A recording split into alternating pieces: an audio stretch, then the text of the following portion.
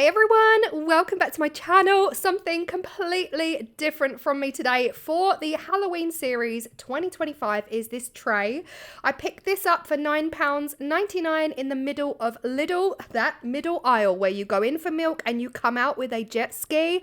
That is where I got this from. This is a beautiful wooden tray with two standing wooden legs, and it's designed to sit over your lap like if you were having breakfast in bed or, you know, something along those romanticized lines.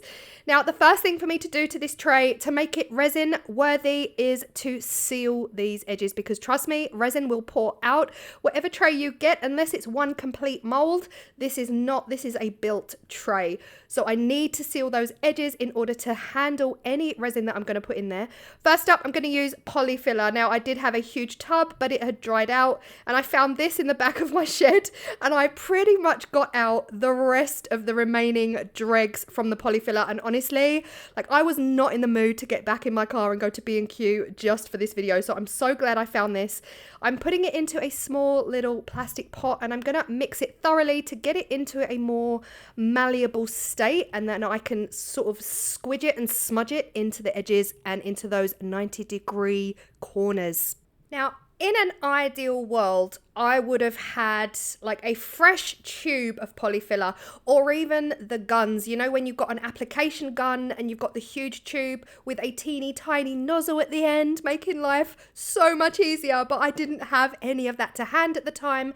So I just went with this. And you know what? The fastest route for me was just to use my fingers. We are making a hot mess. So honestly, if I was to do this again, I would get in my car, I would go to B&Q, and I would buy an application gun to make this process a hell of a lot easier. But as it was, I knew I'd be able to clean this up, and it really was not an issue for me whatsoever. So definitely do this neater if you would like to, but it ends up pretty neat. So like I said, I'm just using my finger with what's left of my polyfiller tube, and I am smushing and shoving and pushing and squeezing this polyfiller into those 90-degree cracks to make sure that my epoxy resin does not fly out of the bottom of this tray.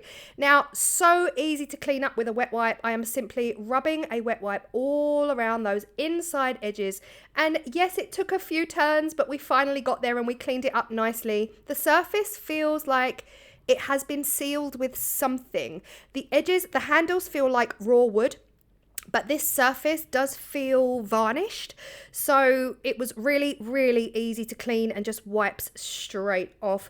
And I just did that until it was completely clear and I could see that those 90-degree edges were sealed, and I was happy. So like I said, it was a bit of a messy one, but it was totally worth it to make sure that none of my resin came out of the bottom. Now, here's the thing. I bought this tray specifically so that I could sit in bed and do voiceovers and edit my videos, and I didn't even buy this with a DIY in mind. But as soon as I sat on my bed and used it for the first time, I was like, wait, this is perfect for the, oh gosh, perfect. Immediately, my brain knew exactly what I wanted to do. So this is 24 hours later. The polyfiller has completely dried, and I bought some Rust-Oleum Painter's Touch in matte black, and I'm going to be spraying the entire tray. What I did do was use some masking tape to mask off the bottom of the tray and the mechanisms to make sure that those legs didn't get any spray on them and they didn't seize up, because obviously they are going to open out and close in, and I didn't want to risk it breaking. So I am literally just spraying the surface, this surface of the tray. I'm not sure if it totally works, because when you see at the end, there is quite a contrast between the black matte and the natural wood state. But hey, that's what I did at the time. So again, I just went over this. I just gave it one coat of spray paint, and it dried like an absolute dream. I didn't even go in for a second coat because honestly, I didn't feel like it needed it at this point. And again, what colours you use are entirely up to you, but look at that matte black. If that is not the most perfect tray, oh my gosh. 24 hours later then, once I knew that that was fully dried, we are going in with our resin. Now, it was at this point I spoke to my patrons over on my Patreon page, and I just said to them, like, I don't quite know what to do. I haven't got much room to play with, so I don't know whether to put my sticker down now or whether to pour a layer of resin and then put my sticker down. It was kind of 50-50. I did decide I'm going to pour resin because I do want a bit of colour. I didn't really want the background to just be black. So I've mixed up my resin. I've stirred for 5 minutes. It is now crystal clear, although we have got a ton of bubbles because I did not mix it slowly. I'm not too worried about the bubbles right now because I'm going to be using my heat gun. And we're going with a dark grey silver and a purple base. The colours I'm using are Mica powders from Istoyo. Again, dark grey. I mean, to me this looks like grey, but on the pot it says silver, and it does come out silver. So if I was to do this again, maybe I would use darker colours, if I'm honest. I did want it quite dark, but as it turns out, it has come out quite light, and that's okay. That's all okay because it still works. Into these, I'm adding in some super sparkle white, which is just like the finest dust that you've ever seen, but it's white and it sparkles. I don't know how else to describe it. Sadly, the company that sold that is no longer in operation, so I can't direct you to get some super sparkle white. So here we are. We've got our silver and we've got our purple, and there was no rules at this point. I wanted both colours down on the tray with absolutely no rhyme or reason, no order, nothing. So I decided to just pour both at the same time in squiggly lines. And again, I didn't mix up much because if you look at the handles on the left and the right, I don't have much room to play with. So I really had to be careful and not pour too much. Otherwise, there wouldn't be enough room for the top coat. And this is where the fun begins because it's time to get messy. Now, again, I didn't make too much resin, and this is probably not going to self-level as much as I need it to, right? Because it's a big tray. So using gloved hands, I'm now just going to get stuck in there. I was thinking about tilting. I was thinking I could just tilt the tray until it's fully covered, but that would take 3 to 5 working days, and nope. So I decided to stop tilting and just get in there with my gloved hands and swoosh it all around. Now, remembering always, I say it all the time, but resin does what resin wants, and it really didn't matter what I did here because at the end of the day, the resin will come back, it will move, it will navigate towards the center. I won't necessarily get all of these gorgeous patterns in there. So for me at this point, the key element here was to get the entire base of this tray covered completely with resin, and using my hands, honestly, it's just the quickest, easiest route. Just make sure that you've got, you know, wet wipes to hand so that you can get this resin off your gloves ASAP, and then you can just carry on and crack on. But rubbing it in and around those 90-degree edges where I put the poly filler just makes sure that when the resin does travel, which it will, it's all the way to the edge, and I don't need to worry too much. Now, there are times when you can pour too little resin and you'll get fish eyes from heat and things like that, but luckily this was just enough, and this is where I left it to cure up. This is what we're looking like. I did off camera, because I just did it and didn't think I should have pressed record really.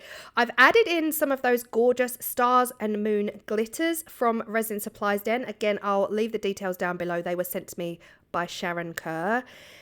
Now came the biggest weeding job of my life. This is the first time I've ever used my extra long Cricut mat. This is the 60 centimeter long Cricut mat. It means you have to put your design lengthways on the Cricut design space and you'll get these huge long cuts. Now, I have to be honest with you guys, the first time I did this, I messed up. I royally messed up because I used my long Cricut mat, a huge length of white vinyl, and I put it into my Cricut machine, but I didn't move my Cricut machine to be able to handle such a long mat. And of course I walked away. I didn't think about it. I just put it in and I pressed send and did all the things. And of course, every time it was sending it through my machine, it was hitting the wall. So it only cut as far as the APO APOTH. The rest just did not get cut because obviously it's hitting the wall. So I realised my mistake. I put the machine down on the floor, giving the long Cricut mat and of course the machine space to cut this out. I don't know, but it was a first time for everything, and now I know that if I'm using my long mat, it can't be up against the wall. Like, honestly, it's just like rule 101, right? Basics for beginner Cricut users. But a little hint there, if you've got no space behind your Cricut, just, yeah, you have to move your Cricut. But anyway, we move, as the kids say, we carry on.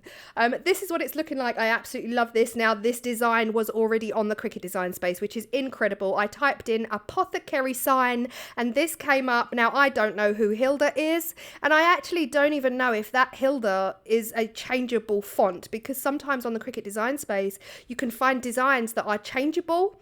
I didn't change it, so now it's definitely Hilda's apothecary shop. Now, at this point, I was trying to line it up and it stuck. It literally grabbed. So I was like, no.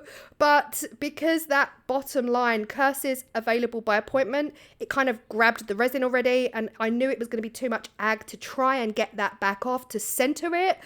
I just went with it, realizing how wonky this was. Like, it was so wonky, and actually it was those outside lines that I didn't necessarily want anyway, purely because I couldn't get this Cricut design to fit my tray. It would fit lengthways, but then the depth wouldn't be right at all. I knew I'd have a gap at the top and the bottom that I wouldn't necessarily be happy with, especially with those lines on there. So it was so obviously wonky.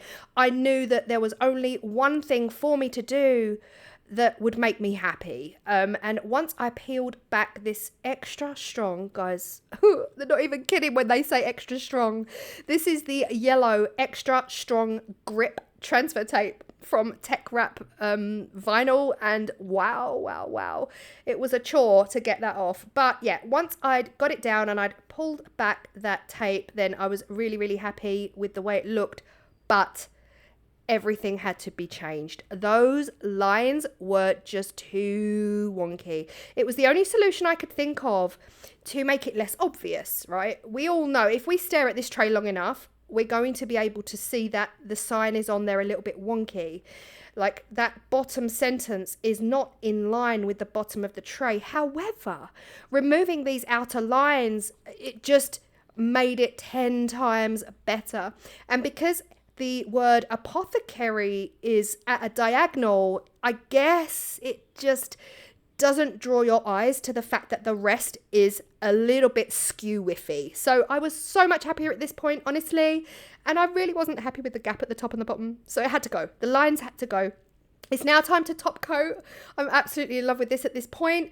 Time to top coat with just some clear resin, and I did put in a bit of that Super Sparkle White just to give it a sparkly, glistening top coat.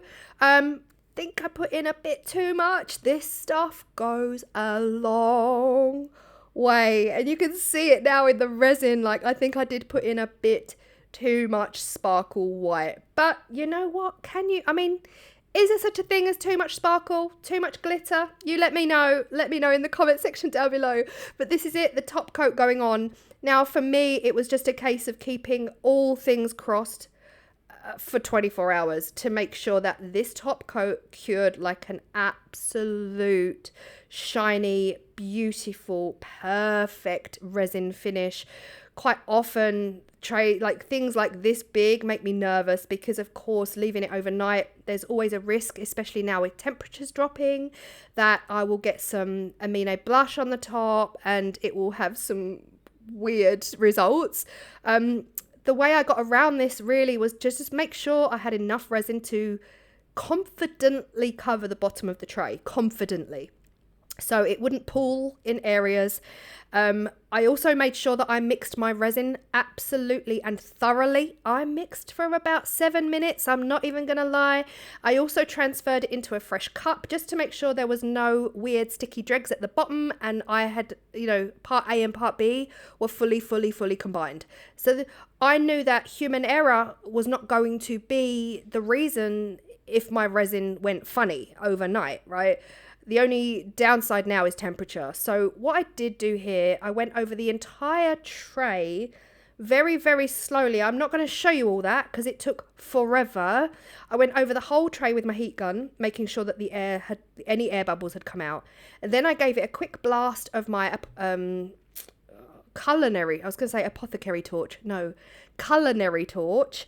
And I left it to the side overnight. But what I did do was I did leave the radiator on in my craft room overnight at 22 degrees to make sure that I did not get any amine blush, to make sure that the temperatures didn't drop overnight. And this is what we're looking like. She's absolutely beautiful. She is a beauty. I love her.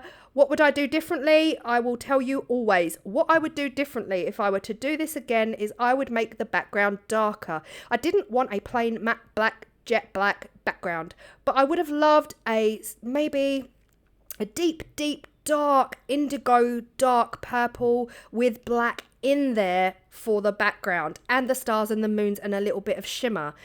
For me, this is pale. This is way paler than I wanted it to be. Equally, she is a beauty. She cured up like a dream. The resin is perfection. It's absolutely mirror reflective and beautiful. Let me know what you think though about the contrast between the legs and the top. Do you think I should have sprayed the legs as well? The other thing to mention is I did get some resin up the edges, up the sides, which I didn't really clock at the time, and I could have wiped that back down. So all in all, it's not the most perfect finish, but hello, you're on Claire's Crafty Corner. So that's just know what to expect from here on out. Yeah, I absolutely love her. I don't know now if I'm brave enough to use her for my laptop and my editing. However, if you're making things like this, I would definitely recommend allowing this to cure for a month. I know that sounds wild if you are new to resin. If you are making resin to sell, i.e. coasters, anything like that's going to have something on it all the time. Coasters, trinket trays like this really need to sit and cure up for a month before you sell them at a craft fair, or before you say to people, look, you can buy it today, but please don't use it for a month, because anything you put on it can really mark it for up to a month. This needs to be solid. So I will sit this to one side before I start using it to do my voiceovers and work on my laptop, on my lap. I absolutely love it. I hope you feel inspired. Let me know your thoughts, and I will see you in the next video. Bye.